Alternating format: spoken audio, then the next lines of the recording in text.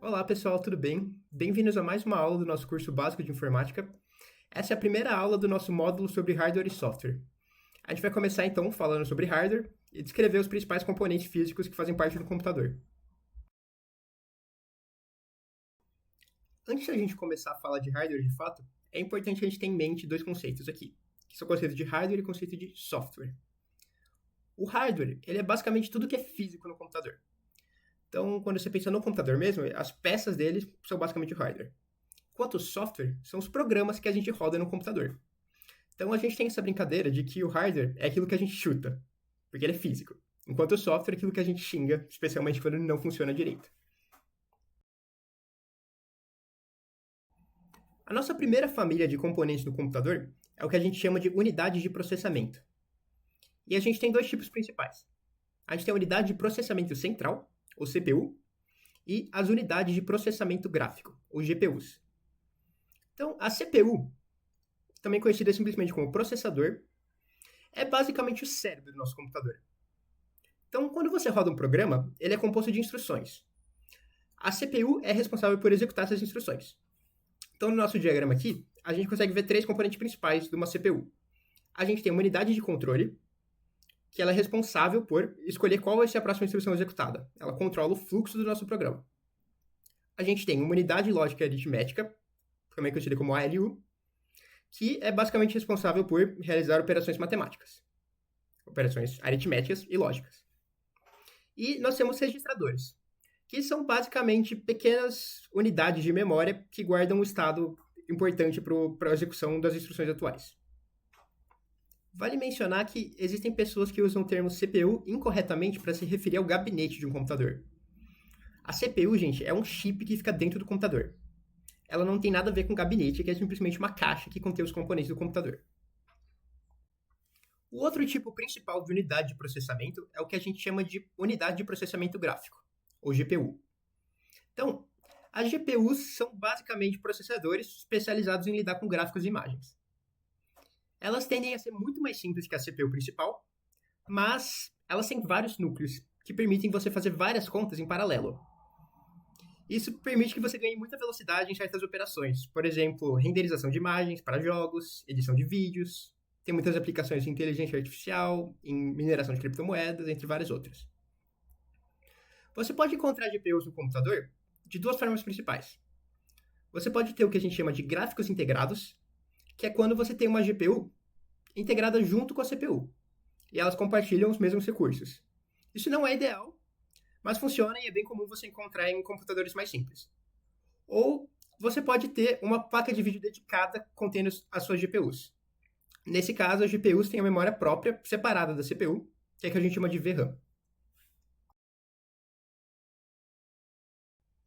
Quando a gente fala da memória de um computador, a gente pode estar se referindo a duas coisas. A gente pode estar falando da memória principal e da memória secundária. A memória principal é onde o computador armazena dados que ele está usando agora. Normalmente ela é o que a gente chama de memória de acesso aleatório, ou RAM. Isso significa basicamente que você consegue acessar qualquer posição da memória mais ou menos na mesma quantidade de tempo. Isso não é exatamente verdade, mas é uma aproximação razoável. A memória principal é o que a gente chama de volátil. Isso significa que toda vez que você tira a força do seu computador e você desliga ele, por exemplo, você perde o conteúdo daquela memória. Ela é relativamente rápida, comparada com a memória de armazenamento, mas ela também costuma ser um pouco mais limitada em capacidade. Atualmente, falando do computador pessoal, você vai ter a partir de 8 GB de memória principal.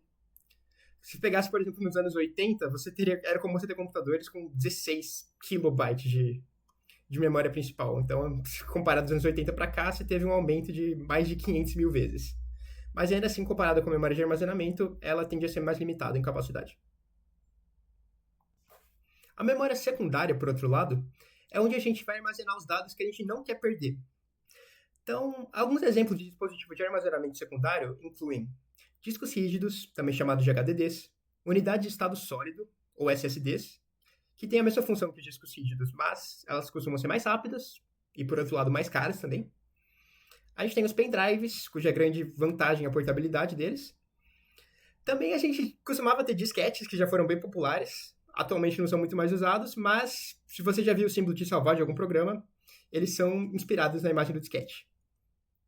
Então, a memória secundária é o que a gente chama de memória não volátil. Significa que você pode cortar a energia do seu dispositivo, que os seus dados vão continuar lá intactos. Mesmo que você desligue seu computador, por exemplo, está tudo lá ainda. Ela costuma ser mais lenta que a memória principal, mas você consegue ter uma capacidade muito maior, porque ela é muito mais barata também. Então, atualmente, você consegue ter drives aí de mais de 20 terabytes de memória. Lembrando que um terabyte são 1000 gigabytes. Então, é muito mais memória que a principal.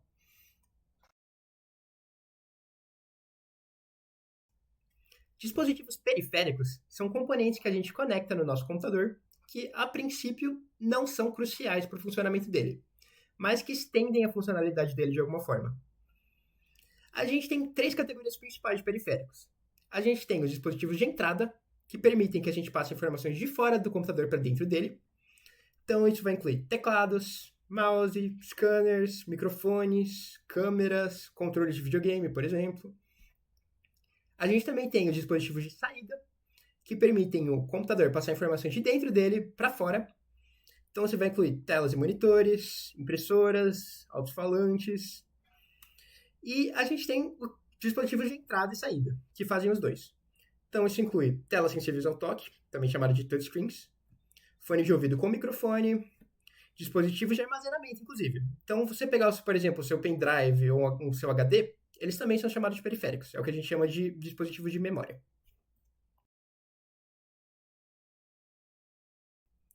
Então, por último, a gente vai falar um pouco sobre alguns componentes que não se encaixam em nenhuma das categorias anteriores, começando pela placa-mãe. A placa-mãe, ou motherboard em inglês, é uma placa de circuito cuja função é conectar os seus componentes do computador. Então, aqui você vai encontrar a sua CPU, você vai encontrar slots para memória, você vai encontrar portas para conexão de periféricos. No caso de gráficos integrados, você também vai encontrar aqui a sua GPU. Ela basicamente conecta todo mundo. A gente também tem a fonte de alimentação, também chamada simplesmente de fonte, ou de PSU, do inglês Power Source Unit, cuja função é converter a energia elétrica da tomada para uma forma que os componentes do seu computador aguentem. No caso do computador desktop, ela vai estar dentro do gabinete, como na imagem aí dá para ver, ou no caso do notebook, ela faz parte do carregador, é aquele tijolinho que talvez vocês conheçam. No caso de dispositivos móveis, isso inclui tanto notebooks quanto celulares, por exemplo. Celulares também são um tipo de computador. A gente vai ter baterias, que permitem que o seu computador funcione, mesmo quando ele não está conectado na tomada. E todos esses componentes rodando geram bastante calor. Para isso, para lidar com esse calor, a gente usa o que a gente chama de dispositivos de refrigeramento, que servem para manter a temperatura dos componentes num nível estável que eles consigam funcionar bem. Então, aqui isso inclui ventoinhas, que são basicamente pequenos ventiladores, como o da imagem. Isso inclui dissipadores de calor, que transferem calor de uma região para outra. E a gente também pode ter dispositivos de refrigeração líquidos. Então, você realmente pode ter mangueirinhas com água ou com algum outro líquido dentro do seu computador. Então, essa foi a nossa aula sobre componentes de hardware. Muito obrigado pela atenção, pessoal. Não sei se vocês já conseguem, de fato, montar o computador do zero, mas agora, pelo menos, vocês têm uma noção razoável dos componentes que fazem parte do computador.